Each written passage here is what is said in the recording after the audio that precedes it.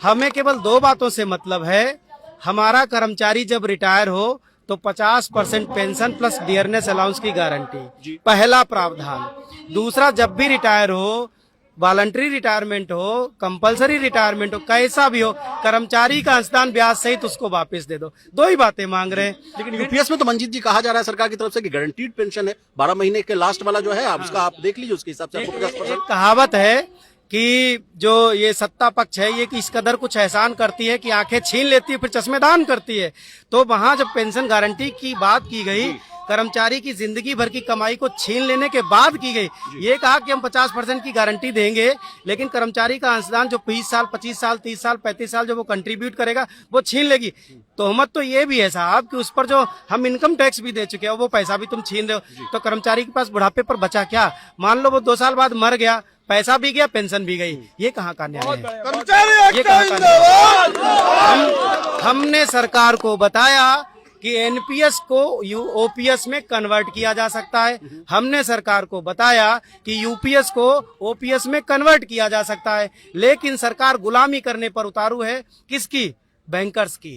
किसकी? कारपोरेट की। किसकी? कंपनियों की। ये और ये जो गुलामी है, उस गुलामी की वजह से देश का 1 करोड़ कर्मचारी और उसका परिवार परेशान है। लेकिन मंजीत जी, 8वें वेतन आयोग को लेकर भी कहा जा रहा है कि इसको इम्प्लीमेंट कराते कराते लगता है कि 2028 या 2029 यानी अगला लोकसभा जो चुनाव है वहां तक जो है डेट एक्सटेंड होता हुआ दिखेगा। कहा जा रहा है कि अभी जो है 10 महीने के बाद इसको जो है गजट में नोटिफाई किया गया। टर्म्स ऑफ रेफरेंस वाली बात को लेकर भी जो है धरना प्रदर्शन होने की बात कही जा रही है। कहा जा रहा है कि उसमें यह भी नहीं लिखा हुआ है कि 1 जनवरी 2026 से 8वें वेतन आयोग में मिलने की बात कही जाएगी। इन मुद्दों पर भी क्या आप कहना चाहते? विशाल जी, बड़ी सीधी सी बात है।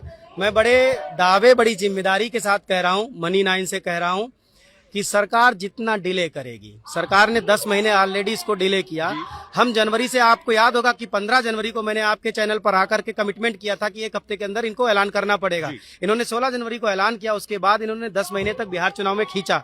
मैं आज दावे और गारंटी के साथ कह रहा हूं कि अगर इन्होंने उत्तर प्रदेश के चुनावों तक खींचने की कोशिश की, तो अगर इन्होंने फिटमेंट फैक्टर बढ़िया नहीं लेकर के गए, 2 जो मैंने 64 का दिया है मिनिमम फिटमेंट फैक्टर, अगर उससे नीचे आए तो इनकी राजनीति उल्टी पड़ जाएगी। बजाय इनके फायदे के पूरा देश इनका विरोध करेगा। जितना डिले करेंगे ये उतना उलझते जाएंगे। पे कमीशन का गठन हुआ है, कमीशन ऑफिशियली गठन हुआ है, अभी ऑफिस मिलेगा, उसके बाद बैठकें शुरू होंगी। उम्मीद है हम उस बैठक में शामिल रहेंगे। फिटमेंट फैक्टर पर भी 1-2 सवाल कर दीजिए मंजीत जी। 2.86 की बात कही जा रही है, पिछला वाला 2.57 के आसपास है।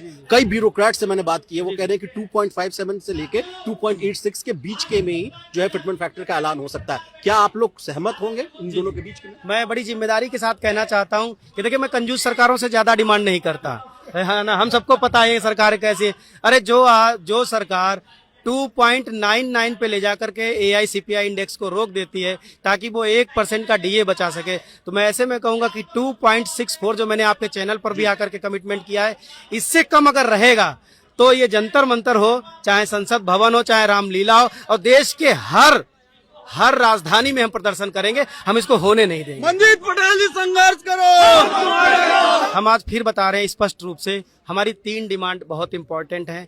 2 जिनको हम ओपीएस कहते हैं, कर्मचारी का पूरा अंशदान ब्याज के साथ उसकी वापसी होनी चाहिए। पहला शर्त ये है।